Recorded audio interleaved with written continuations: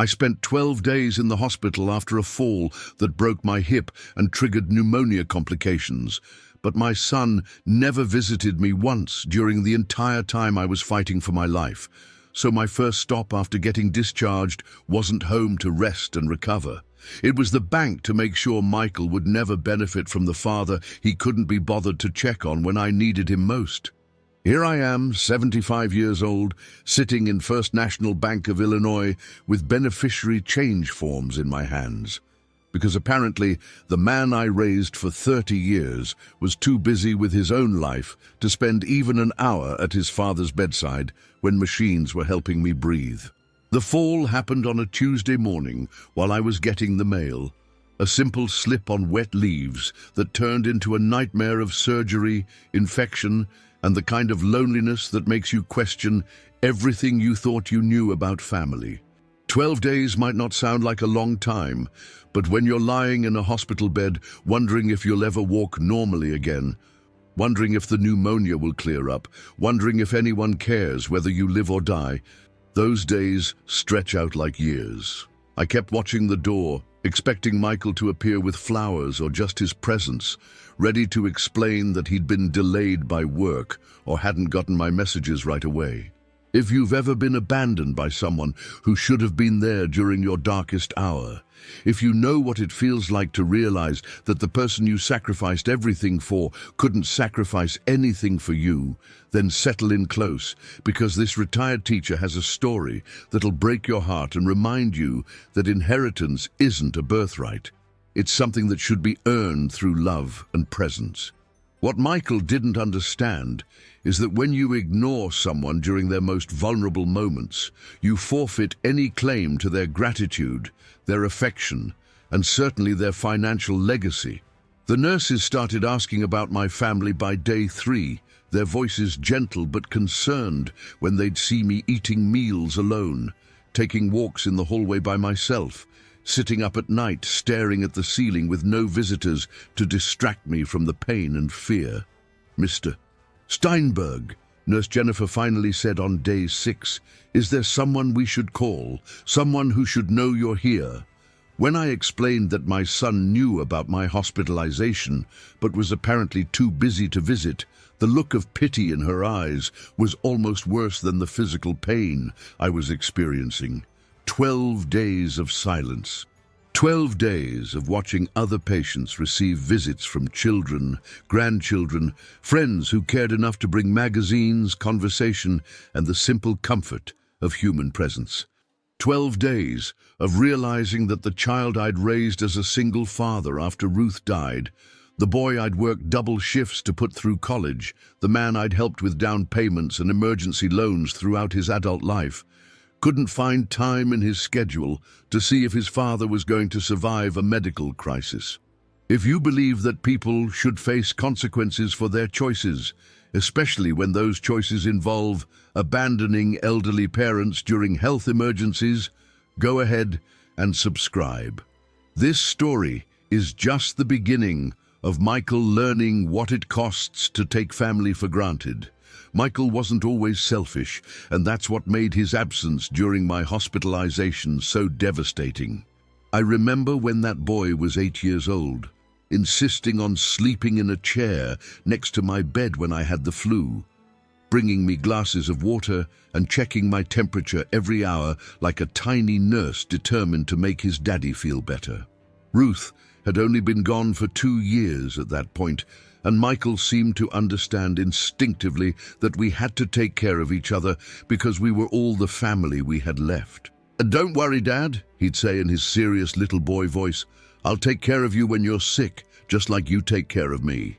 For 30 years after Ruth's death, I kept that promise in reverse, taking care of Michael through every scraped knee, broken heart, academic struggle, and adult crisis that came his way. When he couldn't afford college, I took out loans against the house. When his first business failed, I helped him avoid bankruptcy with my retirement savings. When he got divorced and needed a place to stay for 6 months, he lived in Ruth's sewing room while I pretended his presence wasn't a daily reminder of how much I missed having family close by. Every time he needed help, I was there without question, without hesitation, without keeping score. Even as Michael built his successful consulting business and started his new family with Linda, he maintained the kind of relationship with me that made other parents envious. He'd call every Sunday evening to check on my week, stop by for coffee on Saturday mornings, include me in holiday celebrations and birthday dinners. When I had my minor heart episode 3 years ago, Michael was at the emergency room within 2 hours, holding my hand and coordinating with doctors like the devoted son I'd always believed him to be. "Dad," he said that night, "you scared me. I don't know what I'd do if anything happened to you." The gradual change in our relationship was so subtle, I almost didn't notice it happening. Phone calls became shorter and less frequent. Saturday morning visits turned into every other week, then once a month, then special occasions only. When I'd mention feeling lonely or needing help with household tasks, Michael would suggest hiring services rather than offering his own time. "Dad, you need to be more independent," he'd say. "It's not healthy for you to rely on family for everything." The irony of that statement, coming from a man who'd relied on his family for everything throughout his life, was lost on him completely. By the time I fell and broke my hip, our relationship had devolved into holiday cards and birthday phone calls, with Michael treating me more like a distant relative than the father who devoted his entire adult life to ensuring his success and happiness. I should have recognized the warning signs, should have understood that a son who couldn't make time for regular visits wouldn't make time for medical emergencies either. The first sign that Michael's priorities had shifted away from family came about 18 months ago when he missed my 74th birthday dinner because of a client emergency that turned out to be a golf tournament. I'd made reservations at the restaurant where Ruth and I used to celebrate anniversaries, bought a new shirt for the occasion, and spent the afternoon looking forward to spending time with my son and hearing about his life. When he called an hour before dinner to cancel, explaining that a major client opportunity required his immediate attention, I ate alone while watching families at neighboring tables celebrate their own milestones together. The cancellations became more frequent after that, always accompanied by explanations about work demands, family obligations, or social commitments that apparently took precedence over spending time with his aging father. When I'd suggest alternative dates or times, Michael would promise to check his schedule and get back to me, but those return calls rarely came. Gradually, I stopped making plans that included him, stopped expecting him to prioritize our relationship, and started accepting that his busy life had no room for the man who'd made that busy life possible. The real wake-up call came last Christmas when Michael and Linda hosted their annual holiday party but didn't invite me until the day before, and then only because Linda's mother asked where I was. "Oh, Dad would probably be more comfortable at home," Michael explained when I overheard the conversation. "These parties can be overwhelming for older people." Overwhelming. At 74, I was apparently too frail to handle a family gathering, too much trouble to include in celebrations, too inconvenient to consider when making guest lists. When I confronted Michael about feeling excluded from his life, his response revealed how completely his perspective had shifted.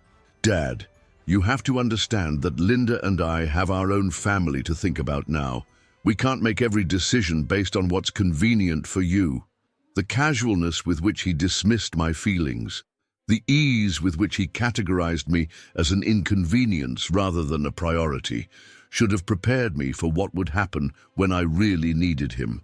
The final warning came 6 months ago when I mentioned that I was worried about living alone as I got older, that maybe we should discuss what would happen if I had a medical emergency or needed assistance. Michael's solution was to hand me brochures for assisted living facilities and suggest I start thinking about transitioning to a community with medical support. Not once did he offer to be part of my support system.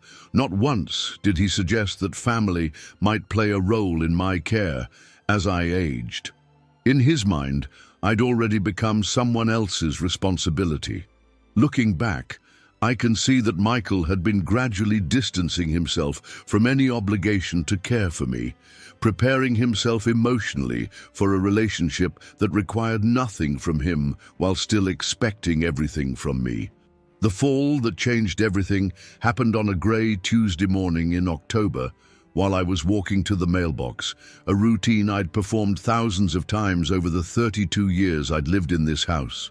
The sidewalk was slick with wet leaves, and my foot went out from under me so fast I didn't have time to break the fall properly. The crack I heard when my hip hit the concrete was sickeningly loud, and the pain that shot through my body told me immediately that this wasn't the kind of injury you walk off or treat with ice packs and rest. Mrs. Chen from next door found me 40 minutes later, still lying on the wet pavement, conscious but unable to move without excruciating pain. The ambulance ride to Illinois General Hospital was a blur of sirens, medical questions I could barely answer, and the growing realization that at 75 years old, a broken hip wasn't just an inconvenience, it was potentially life-threatening. When the emergency room doctor explained that I'd need immediate surgery and that my age put me at risk for complications, the first person I asked them to call was Michael. The surgery went well, but the recovery didn't. What should have been a straightforward hip replacement turned complicated when I developed pneumonia 2 days post-surgery, requiring oxygen support and additional medications that left me weak, confused, and struggling to breathe. For 3 days, the medical team wasn't sure if I'd recover fully, if the infection would clear, or if complications might arise that could threaten my life. During those critical 72 hours, when every breath was an effort and every hour brought uncertainty, I kept expecting Michael to appear at my bedside. The hospital staff called him repeatedly. I could hear them leaving messages. "This is Illinois General Hospital calling about your father, Arthur Steinberg. He's had surgery and is experiencing some complications. Please call us back as soon as possible." When he finally returned their call on day 4, it wasn't to ask about visiting hours or how he could help. It was to get a medical update and ask about my prognosis. The nurse who took his call told me later that Michael had asked specific questions about my condition, but hadn't mentioned coming to see me. Day after day, I watched other patients receive visitors while my room remained empty except for medical staff. I saw children bringing their elderly parents magazines and flowers, grandchildren showing artwork to bedridden grandparents, spouses holding hands and sharing quiet conversations about recovery plans. The isolation was almost worse than the physical pain, a constant reminder that the person I'd devoted my life to raising couldn't spare time from his schedule to check on my recovery. When Nurse Jennifer asked if there was anyone else she should contact, other family members, close friends, neighbors who might want to visit, I realized that Michael had become my only close relationship, and his absence left me completely alone during the most frightening medical experience of my life. Lying in that hospital bed, breathing with the help of oxygen and wondering if I'd ever regain my strength, I had 12 long days to think about what his absence meant and what I intended to do about it. 12 days in a hospital bed gives a man plenty of time to think, and most of my thinking centered on the painful realization that I'd raised a son who could abandon his father during a medical crisis without apparent guilt or concern. Every morning I'd wake up hoping that today would be the day Michael walked through my door with an explanation, an apology, or even just his presence. Every evening I'd go to sleep disappointed, hurt, and increasingly angry at the man who'd forgotten that the father lying in room 314 was the same person who'd sat beside his bed during childhood illnesses, who'd attended every school play and graduation ceremony, who'd been there for every important moment of his life. The hospital staff tried to be encouraging about my solitude, but I could see the pity in their eyes when they'd comment on how unusual it was for a patient to have no family visitors. Sometimes people deal with medical situations differently, Nurse Jennifer would say, diplomatically when she'd find me staring out the window during visiting hours. Your son might be more comfortable communicating by phone. Jait, but we both knew that a single phone call in 12 days wasn't communication. It was confirmation that I'd become an inconvenience he preferred to handle from a distance. The physical recovery was difficult enough without the emotional abandonment. Learning to walk again with a new hip joint, managing pain medication that made me nauseous, dealing with breathing treatments for the pneumonia that had complicated everything, all of it would have been more bearable with someone to talk to, someone to share the small victories and setbacks that mark hospital recovery. Instead, I faced each challenge alone, celebrated each improvement alone, and worried about the future alone. By day 8, when my breathing had improved enough to discontinue oxygen support, I'd stopped expecting Michael to visit and started planning what I'd do when I got home. The anger that had been building slowly was crystallizing into something colder and more permanent, a recognition that a man who couldn't visit his father in the hospital probably didn't deserve to inherit from him either. If Michael was too busy to care about my health, he was certainly too busy to deserve my wealth. The discharge planning meetings were particularly painful because they highlighted how completely alone I was in managing my recovery. Social workers asked about family support for physical therapy appointments, grocery shopping, and household tasks during my rehabilitation. When I explained that my son lived locally but wasn't available to help, they arranged for home health services and meal delivery, paid assistance to replace the family support that should have been freely given by someone who'd received 40 years of freely given care from me. Walking out of Illinois General Hospital on day 12, using a walker and carrying discharge instructions for my recovery, I felt more alone than I had since Ruth died 28 years ago. But I also felt something else, a clarity about what needed to happen next. My first stop wasn't home to rest and recover. It was the bank to make sure that Michael's neglect would have permanent consequences. The conversation with bank manager Rodriguez lasted exactly 26 minutes and changed Michael's future forever. "Mr. Steinberg," he said after I explained my situation, "I'm very sorry to hear about your hospitalization and your son's absence during that time. Changing beneficiaries and account authorizations is certainly within your rights, and we can process those changes immediately if that's what you'd like to do." The efficiency with which the banking system could erase 30 years of financial planning was both impressive and sobering. The paperwork was straightforward but emotionally complex. Removing Michael as beneficiary from my life insurance policy, my retirement accounts, and my savings required nothing more than updated forms and my signature. But each signature felt like I was crossing out decades of hopes and expectations about family loyalty. The checking account that had listed Michael as joint owner since his college years was converted to my sole ownership with a single form. The safety deposit box we'd shared access to was restricted to my key only. When Rodriguez asked who I wanted to designate as new beneficiaries, I'd already made my decision during those long hospital nights. The Illinois Department on Aging would receive half my estate to fund programs for elderly people who needed assistance during medical crises. The local hospital's patient advocate program would receive the other half to provide support for patients who faced recovery alone. If Michael couldn't be there for his father during a health emergency, at least my money would help other families avoid the isolation I'd experienced. The most satisfying change was updating my advance directives and medical power of attorney documents. Michael had been designated to make medical decisions if I became incapacitated. But that trust had been shattered by his indifference during my actual medical crisis. Attorney Johnson helped me establish a more formal arrangement with the hospital's patient advocacy team, ensuring that if I faced future health emergencies, people who actually cared about patient welfare would be making decisions about my care. The final step was drafting a letter that would be delivered to Michael, along with notification of his removal from my accounts and will. The letter was brief but clear.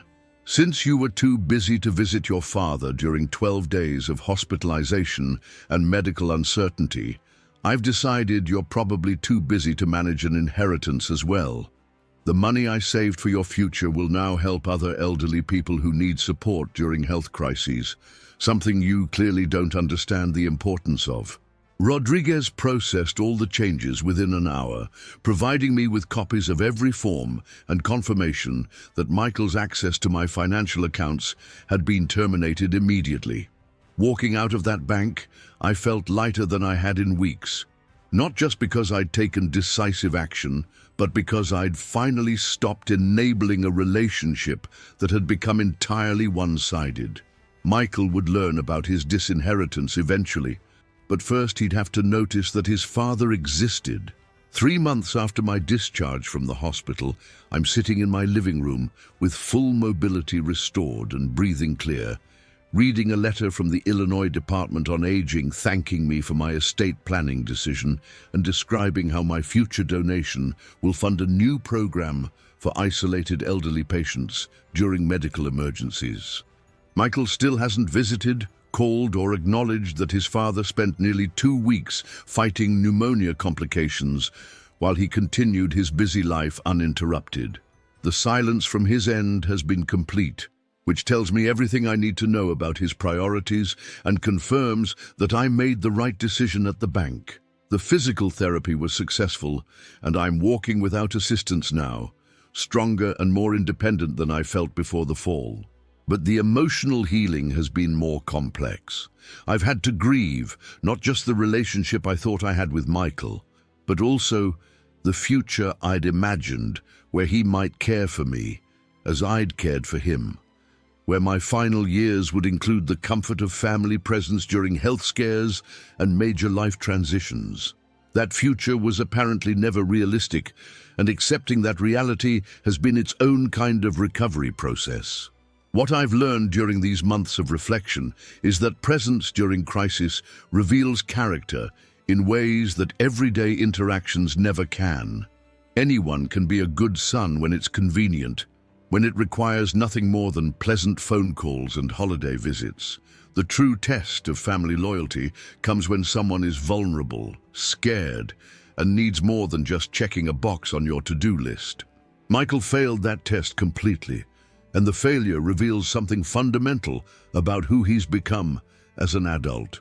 The new beneficiaries of my estate understand something Michael apparently never learned, that caring for elderly people during medical emergencies isn't just an obligation, it's a privilege. The hospital staff who helped me through my recovery, the patient advocates who provide emotional support during frightening medical procedures, the volunteers who visit isolated patients, these people recognize that showing up during someone's darkest hours is one of the most meaningful things you can do with your time and attention.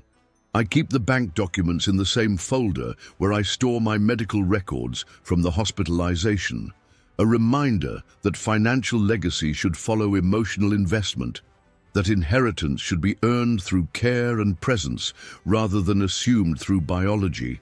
Michael will discover his disinheritance eventually, probably when I'm no longer here to explain my reasoning, but perhaps by then he'll understand that abandoning someone during their time of greatest need has consequences that extend far beyond missed visiting hours. The house feels peaceful now, freed from the expectation that Michael might eventually become the caring son I'd always hoped he'd remain. I've made peace with the likelihood that I'll face future health challenges alone, but I've also ensured that my life savings will help other elderly people avoid the isolation and abandonment I experienced during my darkest days. If this story resonates with you, if you've been forgotten during your own times of need, leave me a comment below. Subscribe if you believe that inheritance should reflect the care you receive, not just the care you give.